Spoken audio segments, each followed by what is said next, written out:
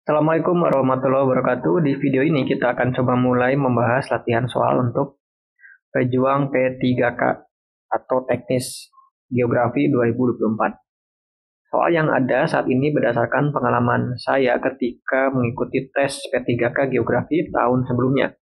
Pastikan untuk selalu pantengin channel ini supaya kalian nanti bisa mencatat poin-poin pentingnya ya. Kita lihat soal pertama. Ancaman pemanasan global paling tinggi melanda negara berikut ini, yaitu mana? Kita lihat pilihannya ada A, B, C, D, dan E. Ada Maladewa, Seychelles, ada Malaysia, Taiwan, India, Maroko, Fiji, Mongolia, maaf ini ya, kemudian Turki dan Bolivia. Oke. Nah, di sini artinya kalian harus tahu mengenai dampak dari pemanasan global ini paling nyata akan terjadi di negara mana. Nah, ingat bahwa pemanasan global itu kan akan menyebabkan terjadinya berbagai macam fenomena. Contohnya adalah mencairnya es di kutub, kemudian perubahan cuaca iklim, dan lain sebagainya. Nah, ketika mencairnya es dan di kutub gitu ya, atau gletser, maka permukaan air laut akan meningkat. Nah, ketika permukaan air laut meningkat, maka potensial negara-negara yang berada di perairan laut, kepulauan, maka akan rawan tenggelam. Contohnya adalah Maladewa dan Seychelles. Jadi jawabannya ya. Kita lihat di sini. Nah, Maldives atau Seychelles itu ada di perairan Samudra Hindia ya. Ini Maldives, ini Seychelles. Nah, ini negara-negara pulau seperti ini, kalau misalkan level kenaikan air lautnya 1 meter atau lebih, maka dia akan terancam tenggelam. Jadi negara-negara kepulauan, ya ini Mauritius juga sama ya, Cocos Island, Christmas Island, ini terancam tenggelam kalau misalkan kenaikan muka air laut itu sudah over ya, terlalu tinggi. Nah, itu salah satu contoh dari dampak pemanasan global. Jadi ini interrelasi. Nah, sebetulnya ada berbagai jenis fenomena lain menjadi dampak dari pemanasan global ya, seperti perubahan iklim ya, kemudian nanti ada bencana hidrometeorologi itu termasuk. Oke. Tapi karena ini negara yang diminta, maka konteksnya adalah ke kenaikan muka air laut. Yang kedua, KLHK mencatat kerusakan hutan terjadi di Indonesia. Langkah yang dilakukan berdasarkan pendekatan edapologi adalah, nah apa ini? Kalian harus tahu dulu pendekatan edapologi dari kata edafik, artinya tanah.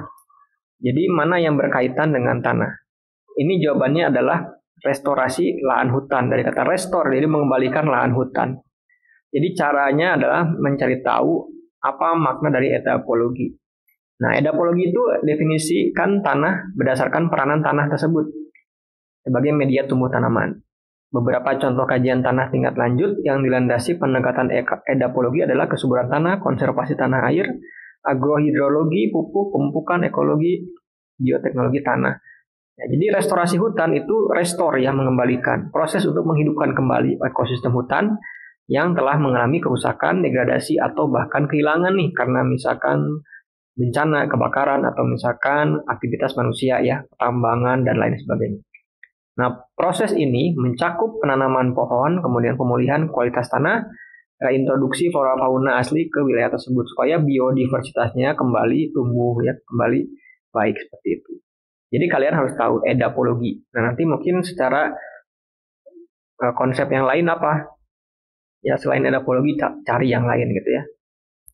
Nomor 3, objek formal geografi adalah pendekatan cara pandang memahami fenomena geosfer. Pendekatan ke lingkungan tercermin dalam hal berikut. Nah, apa? Ingat ada 3 pendekatan geografi, yaitu ke ruangan, ke lingkungan, dan kewilayahan. Gitu ya. Kalau ke ruangan kan fokus kepada hal-hal yang sifatnya bukan dominan karena dipicu manusia. Gitu ya. Kalau misalkan pendekatan ke lingkungan, itu fokus kepada ada indikasi interaksi manusia dengan ruang sehingga terbentuk suatu fenomena. Ini yang A opsinya. Jadi ada fenomena banjir karena selokannya mampet oleh limbah domestik. Dari mana limbah domestik? Dari interaksi manusia kan mencuci ya, kemudian memasak apa ya. Jadi membuang sampahnya ke saluran air. Kalau misalkan pembentukan delta ya, El Nino, longsor lahan, tsunami anyar, ini pendekatan keruangan, ya tidak ada indikasi dari adanya interaksi manusia dengan lingkungan. Jadi di permukaan bumi ini ada fenomena-fenomena yang memang itu dipicu sekarang ini karena ulah makhluk hidup, ya utamanya manusia, karena manusia itu adalah main ecological dominant atau makhluk yang paling mendominasi di ekosistem. Seperti itu ya. Jadi untuk jawaban ini adalah jawaban yang opsi A. Gitu ya. Ingat bahwa inti dari pendekatan ke lingkungan adalah menekankan dari adanya interaksi antara manusia dengan lingkungan. Jadi cari nanti opsi jawaban kalau pendekatan ke lingkungan itu, carilah opsi yang memang itu ada ulah manusia di dalamnya. Seperti itu aja. Cara untuk memudahkan bagaimana memahaminya, oke? Paradigma dalam ilmu geografi berperan sebagai apa? Nah, soal ini termasuk soal kategori konsep dasar geografi ya. Apakah pedoman pengembangan ilmunya atau menyusun perangkat pembelajaran atau menjadi dogma yang tidak dapat dipertanyakan, memberikan jawaban final untuk semua masalah geografi atau menghalangi penelitian baru atau inovatif. Paradigma ini kan seperti sebuah pandangan ya, jadi sebuah cara berpikir. Jadi dalam geografi paradigma itu untuk pedoman pengembangannya dong, ilmu pengetahuannya. Jadi ilmu geografi ini mau diarahkan kemana sih? Seperti itu ya. Nah, jadi paradigma itu keyakinan, nilai, teknik, atau asumsi yang diterima secara luas oleh komunitas ilmiah atau masyarakat sebagai cara yang sah untuk memahami dan menjelaskan suatu fenomena. Jadi kerangka kerja paradigma itu ya berfungsi sebagai modelnya, membimbing para peneliti ahli geografi misalkan nanti memilih pertanyaan penelitian, metode, atau cara menafsirkan data geografis. Jadi ini sebagai cara untuk bagaimana mengembangkan ilmu pengetahuan geografi itu sendiri. Ya mau seperti apa, kayak gitu ya. Kemudian nomor 5, kegiatan yang tidak dapat dilakukan negara di batas ZEE apa?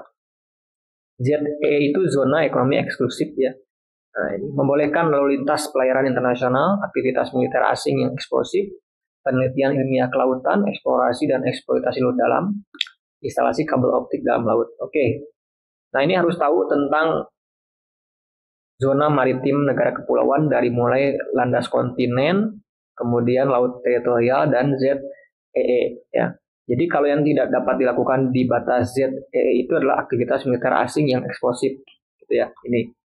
Nah, jadi ZEE itu area laut yang diukur dari garis dasar suatu negara membentang 200 mil, sekitar 370 km ke arah laut terbuka ya. Nah, apa hak sebuah negara di negara kepulauan terkait ZEE ini? Jadi punya hak khusus kita seperti Indonesia, ya, negara pantai ini. Dia bisa mengeksplorasi, memanfaatkan, konservasi, pengelolaan SDA ya, baik di perairan, dasar lautan maupun di bawah dasar lautan. Jadi boleh nih kita kalau punya teknologi, nah ini ya, ZEE kita itu misalkan kita mau membuat refinery ya, apa kilang minyak, kemudian eksplorasi dan eksploitasi sumber daya alam itu boleh. Gitu. Nah jadi di sini itu hak dari negara pantai tersebut. Nah kemudian selepas itu adalah laut lepas nih milik bersama. Gitu ya, selama punya teknologi maka bisa untuk mencari sesuatu gitu, di sini. Tapi kalau di ZEE ini haknya teritori negara kepulauan. Nah negara lain tuh nggak boleh sebetulnya melakukan sesuatu yang berlebihan di sini. Kayak tadi aktivitas militer yang bisa mengganggu, misalkan ada nelayan, ada kapal riset ya.